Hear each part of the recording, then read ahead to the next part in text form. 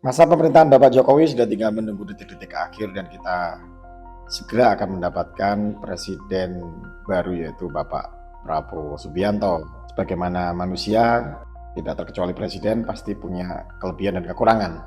Maka dalam kesempatan kali ini, saya akan coba paparkan pencapaian-pencapaian terbaik dari setiap presiden dan juga dosa fatal yang dilakukan oleh Presiden Republik Indonesia dalam sejarah. Dan saya akan spill sedikit, nanti kita akan tahu bahwa hanya ada satu Presiden RI dalam sejarah yang tidak pernah melakukan dosa fatal. Siapa dia? Ikuti terus video ini sampai habis. Saya akan memulai bahasan ini dari presiden yang paling mempengaruhi cara berpikir saya, yaitu Presiden Soekarno. Kita mulai dari pencapaian terhebat oleh Presiden Soekarno. Sudah pasti dan tidak bisa dibantah, Soekarno adalah figur terpenting di balik berdirinya Negara Kesatuan Republik Indonesia.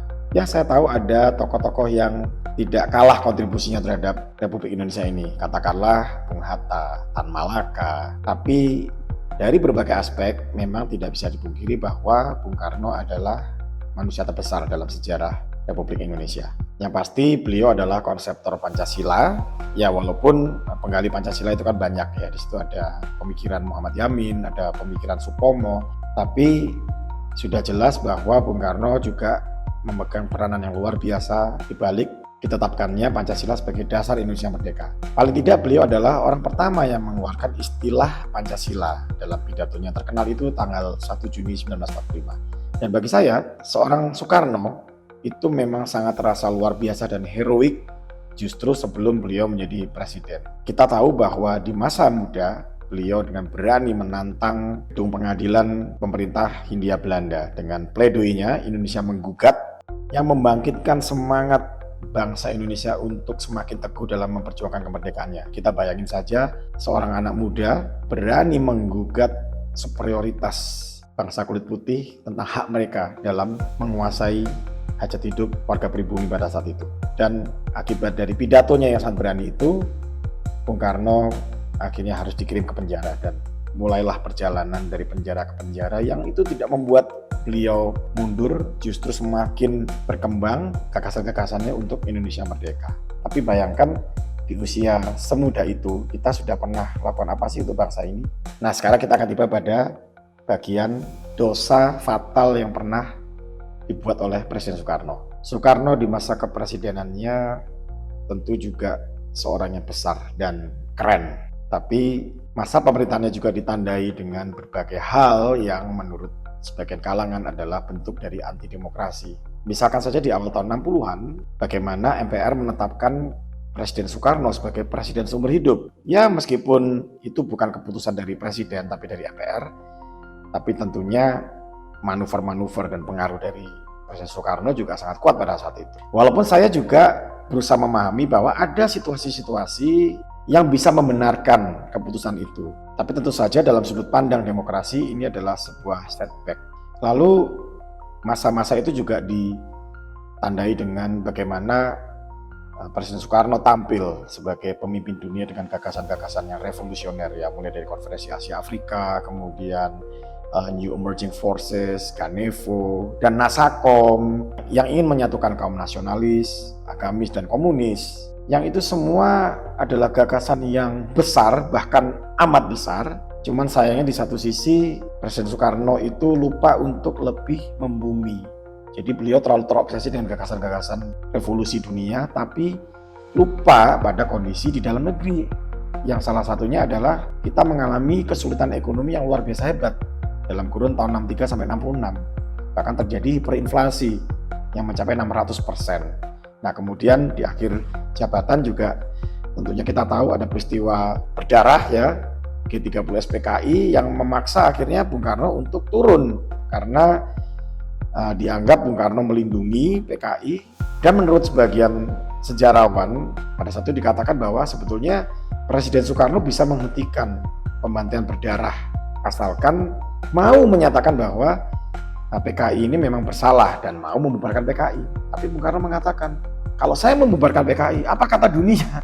Dia udah thanksin kok Dia sudah terlalu bangga dengan gagasan Nasakom yang seluruh ini, yang akhirnya membawa Presiden Soekarno pada kejatuhan yang tragis. Oke, dari presiden pertama kita akan langsung meloncat ke presiden terakhir atau presiden sekarang, itu Presiden Jokowi. Dan saya juga akan siap-siap diserbu oleh para buciner-buciner Bapak Jokowi. Ya, saya sudah siap lahir batin. Ya, kita mulai dari pencapaian terbaik Presiden Jokowi tentu saja adalah pembangunan infrastruktur yang masif. Terlepas dari segala pro kontra, kita bisa merasakan belum pernah ada pembangunan infrastruktur yang semasif pembangunan di zaman Bapak Jokowi. Ya, walaupun ada catatan-catatan ya, di mana pembangunan masif itu kan berbasis hutang, di mana juga ada pembangunan yang dirasakan tidak terlalu efektif, bahkan terkesan ambisius. Tapi secara pribadi, saya menikmati pembangunan di zaman Bapak Jokowi. Paling tidak untuk saat ini. Untuk ke depan, ya saya nggak tahu ya.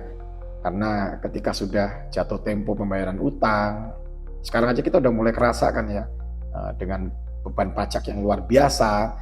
Ya, tapi kembali secara pribadi, itu saya anggap sebagai pencapaian terbaik Bapak Jokowi. Nah, sekarang kita berbicara dosa dari Bapak Jokowi. Aduh, lagi-lagi kalau ngomongin dosa Pak Jokowi ini ngeri gitu loh. Saya ini bisa dijulitin rame-rame nih di kolom komentar ini oleh para buciner-buciner Pak Jokowi. Sepanjang masa pemerintahan Bapak Jokowi memang ditandai dengan kubu-kubuan ya. Polarisasi dari mereka yang sangat membenci Bapak Jokowi sampai mereka yang sangat mengagumi dan sangat mencintai Bapak Jokowi. Dari ujung rambut ke ujung kuku. Tapi memang di 1 tahun terakhir kita bisa melihat bahwa mereka yang sebelumnya mengagumi Bapak Jokowi pun akhirnya mulai berpikir ketika secara terang-terangan kita lihat ada kemunduran demokrasi yang tentu saja pembahasan akan mengarah kepada bagaimana MK yang pada saat itu diketuai oleh adik iparnya Bapak Jokowi itu untuk memuluskan jalan putra sulung Bapak Jokowi yaitu Mas Gibran yang juga merupakan anggota keluarga Kaskus untuk bisa maju di pencalonan cawapres. Walaupun pada saat itu usianya tidak memenuhi syarat. Tapi karena pada saat itu diutak-atik, bim salah bim, Mas Gibran bisa jadi cawapres dan terpilih menjadi wapres seperti sekarang ini. Lalu kita juga ingat yang terjadi pada anak keduanya beliau, Mas Kaisang, yang baru 2 hari gabung di PSI tiba-tiba jadi ketua umum PSI. Saya sampai nggak bisa habis pikir ya, ini sebetulnya pesan apa sih yang ingin diberikan keluarga Bapak Jokowi terhadap kehidupan demokrasi di negara kita, yang bahkan mau mengulangi pola yang sama dengan mainin undang-undang supaya bisa maju di pilihan gubernur, yang akhirnya tertahan akibat gelombang demonstrasi dengan Garuda birunya itu sudah tidak tertahan lagi ya. Juga munculnya berita-berita kurang menyenangkan seputar keluarganya Mas Kaisang ini akhirnya membuat Mas Kaisang menahan diri untuk tidak maju di kontestasi Pilgub. Belum lagi kalau kita mau membahas sesuatu yang lagi hangat, yang saya nggak pengen membahas sih karena sudah terlalu banyak yang membahas ya. Yang pokoknya inisialnya FFFF itu loh. Yang itu artinya segala pencapaian gemilang Bapak Jokowi menurut para fansnya ya, itu seakan rusak di 1 tahun terakhir gara-gara anak-anaknya. Kita lanjut ke presiden berikutnya. Ini adalah salah satu juga presiden yang menjadi panutan saya, yaitu Presiden Abdurrahman Wahid atau lebih akrab disebut dengan Gus Dur. Untuk selanjutnya disebut Gus Dur aja ya, biar saya nggak terlalu ngoyo untuk ngomong di sini. Jadi Gus Dur ini dikenal sebagai bapaknya pluralisme di Indonesia, di mana sebagai seorang ulama dari latar belakang Islam, beliau memiliki toleransi yang luar biasa dan pandangan humanis dalam mengelola kebinekaan yang ada di Indonesia. Sehingga membuat beliau ini sangat dicintai tidak hanya oleh umat Islam, tapi juga oleh umat non-Muslim dan juga utamanya etnis Tionghoa. Karena di masa beliau, etnis Tionghoa diperbolehkan untuk mengekspresikan jati dirinya sebagai bangsa Tionghoa. Di mana pada masa Orde Baru, itu semua dilarang ya. Ya bukan cuma Orde Baru, masa Orde Lama pun juga ada pembatasan-pembatasan seperti itu. Tapi di masa Gus Dur, agama Konghucu diakui, kemudian Imlek dijadikan hari libur nasional, di mana kesenian barongsai dan yang berbau dengan Tionghoa itu boleh ditampilkan dengan bebas. Saya beberapa kali bertemu dengan teman-teman dari daratan Cina ya, dari mainland China, yang mereka itu punya anggapan bahwa orang Indonesia itu membenci Cina. Ya, tidak sepenuhnya benar itu, tapi juga tidak sepenuhnya salah. Tapi saya katakan kepada mereka bahwa presiden pertama yang mengembalikan kehormatan etnis Tionghoa di bumi Indonesia adalah presiden dengan latar belakang ulama Islam. Dan itu membuat mereka kaget karena tentu saja sebagian dari mereka beranggapan bahwa orang-orang yang berlatar Islamis itu biasanya fanatik. Tapi dalam kasus ini jelas Gus Dur menunjukkan apa arti menjadi seorang ulama sejati, yaitu yang selalu bijak dalam menerima perbedaan yang sudah menjadi sunatullah. Sekarang kita akan menuju pada dosa fatal yang dilakukan oleh Presiden Abdurrahman Wahid alias Gus Dur. Memang dalam masa pemerintahan beliau yang cuma sebentar itu juga bukan berarti tidak ada kontroversi. Jadi salah satu kontroversi pertama dari beliau adalah bagaimana inisiasi beliau untuk mencabut TAP MPR tentang PKI.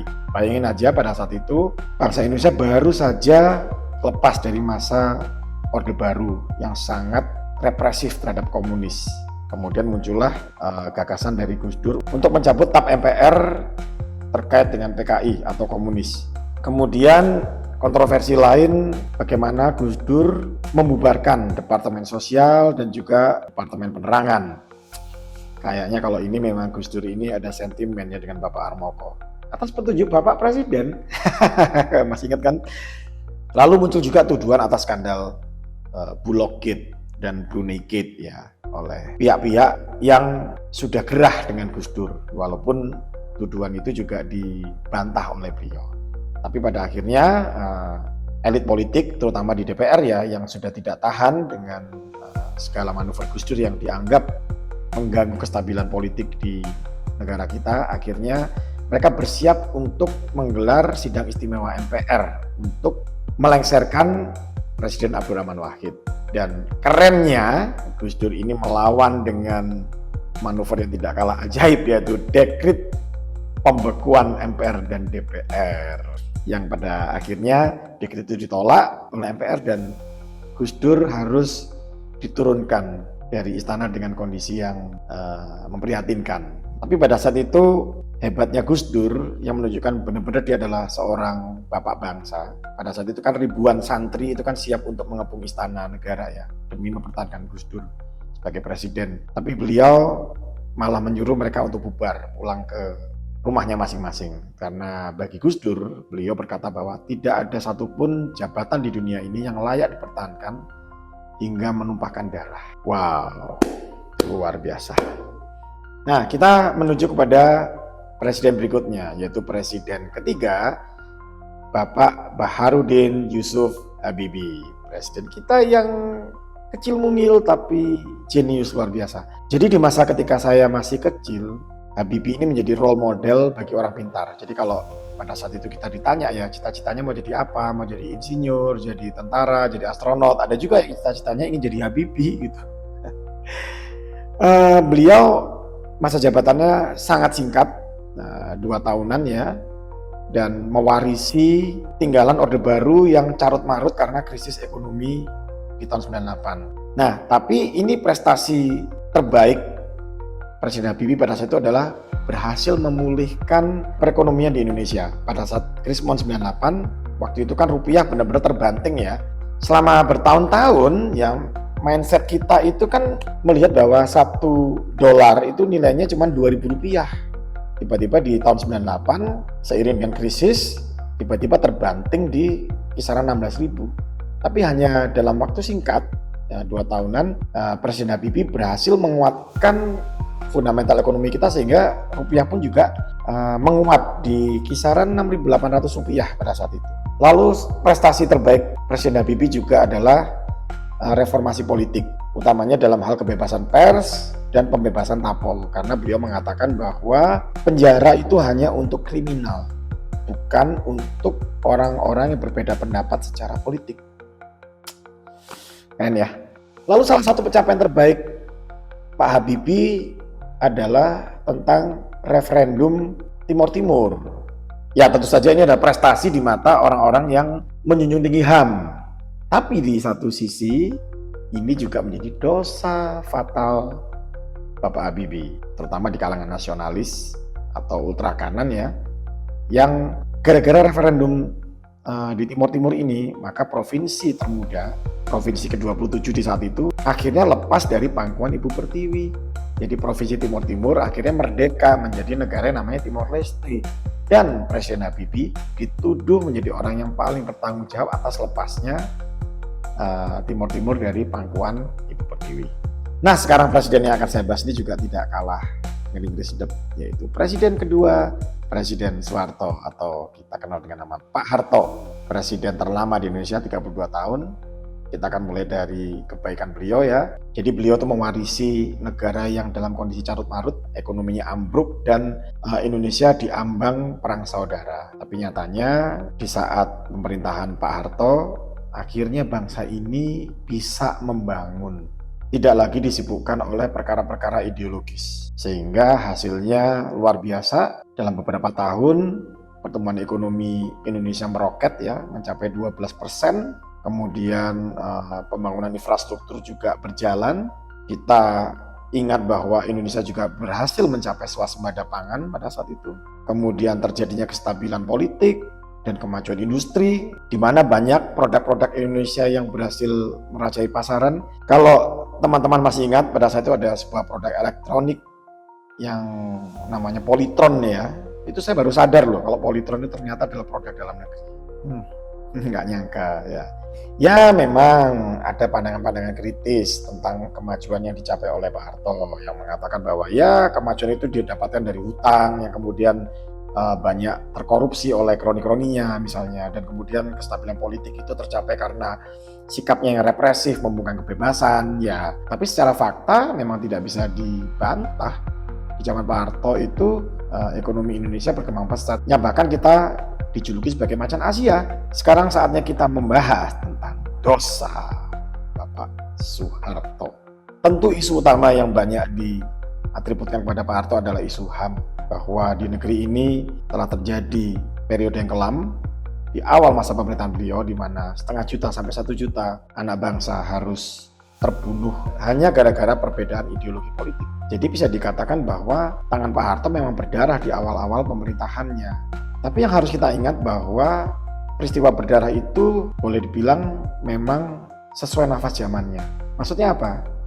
Pada zaman itu negara mana sih nggak konflik ideologi? Di ASEAN itu kita tahu Kamboja, Vietnam, Semenanjung Korea, bahkan di Amerika Latin itu ya sama, orang bunuh-bunuhan karena beda ideologi. Ya, ideologi kapitalisme dengan komunisme itu bunuh-bunuhan, jadi nggak cuma di Indonesia saja. Kalaupun kita menganggap bahwa yang dilakukan Pak Harto itu jahat, itu bukan sesuatu yang unik, itu sesuatu yang terjadi di belahan dunia manapun pada saat itu. Tentunya kita juga harus membahas tentang dosa yang dilakukan oleh pemerintahan Soeharto, yaitu korupsi, kolusi, dan nepotisme, yang disingkat KKN, sebuah istilah yang sangat populer pada zaman itu, yang banyak kebijakan beliau pada saat itu menguntungkan keluarganya dan kroni-kroninya secara bisnis, yang juga mulai merambah ke politik juga. Pada saat itu beliau banyak dikritik ketika mengangkat putri sulungnya menjadi menteri sosial. Tapi setidaknya bayangin teman-teman, hampir butuh 30 tahun loh bagi Presiden Soeharto yang sangat powerful pada saat itu untuk memasukkan anaknya menjadi pejabat tinggi negara. Sementara ada presiden yang katanya sangat bersahaja di akhir jabatannya yang masih 10 tahun, yang akhirnya dengan segala mobilisasi aparat berhasil menundukkan anaknya menjadi wapres. Kok jadi bahas presiden yang tadi sudah dibahas ya? skip. Yang pasti bagi saya yang lahir besar di zaman Pak Harto, saya merasa pada saat itu Pak Harto seperti presiden seumur hidup. Yang membuat saya pada saat itu bosen.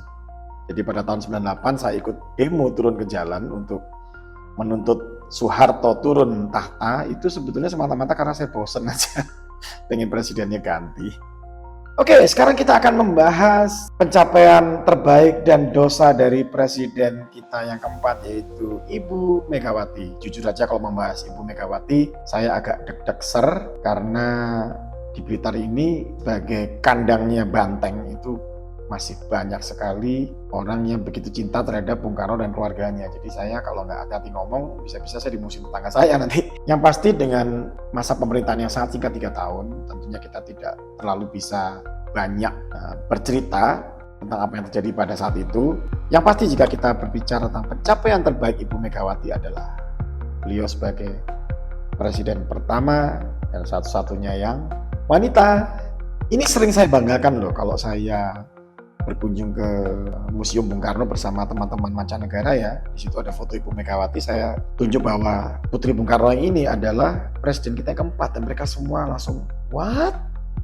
Mereka kaget karena mereka nggak nyangka ya negara Asia yang dianggap mungkin negara dunia ketiga yang mayoritas beragama Islam bisa punya presiden perempuan. Sementara mereka yang katakanlah dari Amerika aja ya belum pernah punya presiden perempuan. Nah itu adalah sesuatu yang saya anggap sebagai pencapaian terbaik dari Ibu Megawati. Yang kedua tentunya adalah di masa Presiden Megawati dibentuklah KPK, Komisi Pemberantasan Korupsi, yang sampai saat ini menjadi harapan bagi bangsa Indonesia untuk memberantas korupsi di negeri ini. Walaupun di tahun-tahun akhir ini terasa agak impoten ya semenjak KPK dipimpin sama orang yang sukanya mainan helikopter itu. Lalu pencapaian terbaik Ibu Megawati adalah soal kebijakan efisiensi aset negara, katakanlah BUMN, yang di saat bersamaan ini juga menjadi dosa di sebagian kalangan. Ya, mereka menganggap bahwa privatisasi BUMN dari kebijakan Ibu Megawati itu menguntungkan sebagian pihak saja, terutama asing, dan justru merugikan kepentingan nasional. Salah satunya adalah penjualan aset negara yang namanya Indosat pada asing. Dalam hal ini adalah Singapura yang mendapatkan saham terbesar. Itu yang selama ini oleh sebagian kalangan dianggap sebagai aib di masa pemerintahan Ibu Megawati. Nah, saya telah membahas pencapaian terbaik dan dosa-dosa yang dilakukan oleh setiap Presiden Republik Indonesia dan sudah ada 6 presiden yang saya ulas. Tadi kalau teman-teman masih ingat di awal, saya menyebut hanya ada 1 presiden yang tidak melakukan dosa fatal dan suka tidak suka saya harus menyebutkan nama Presiden Susilo Bambang Yudhoyono alias SBY. Ya, saya tahu. Pasti Anda sudah mulai gatel pengen protes kan? Mau ngomongin Hambalang kan? Oke, nanti kita bahas nanti. Sabar dulu, kita lakukan semua ini sesuai prosedur. Kita mulai dari pencapaian terbaik Bapak SBY. Yang pasti secara fakta tidak bisa dipungkiri bahwa di masa pemerintahan Bapak SBY, Indonesia mengalami pertumbuhan ekonomi yang sangat signifikan. Terutama di antara tahun 2009 sampai 2013. Pertumbuhan PDB kita sangat tinggi, kalau nggak salah mencapai sekitar 5,9% dalam kurun waktu itu, dan itu salah satu yang tertinggi di Asia. Saya juga merasakan kok pada saat itu adalah saat-saat di mana saya punya duit banyak. Ya mungkin karena pada saat itu masih jomblo kali ya. Kemudian bagaimana Presiden SBY membangun kehidupan berdemokrasi di negeri ini sesuai dengan partai yang dibentuknya yaitu Partai Demokrat. Memang kita tidak bisa pungkiri bahwa kehidupan berdemokrasi di masa beliau itu sangat baik. Jadi indeks demokrasi Indonesia pada saat itu bahkan yang tertinggi sepanjang sejarah. Kita tahu pada saat itu Bapak SBY juga banyak menerima kritik, hinaan, bahkan fotonya dipasang dengan badan kebu.